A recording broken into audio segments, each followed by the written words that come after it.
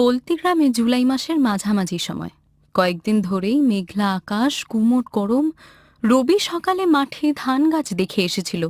সবুজ ধানের শীষে কেবল দুধ জমা শুরু হয়েছে। খুশির শেষ ছিল না তার। কিন্তু বিকেলের পর থেকে ঝোড়ো হাওয়ার সঙ্গে ঘন ঘন বজ্রপাত আর বৃষ্টি শুরু হলো। চারপাশে অস্থিরতা। ক্ষেতের পাশ দিয়ে বয়ে যাওয়া ছোট নদীটা তখন ফুলে ফেঁপে উঠেছে।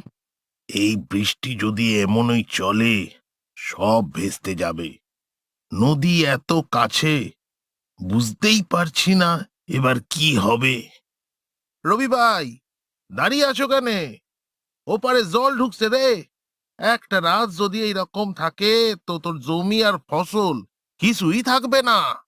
আমি তো সকালেই বুঝেছিলাম ভাই, নদীর ধার তো আর বাঁচে না।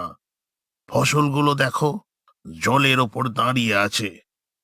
চলো এবার ঘরে ফিরে যা। কাল সকালে দেখে আবার চিন্তা করবি কেন? এখন তো শরীরটাও ঠিক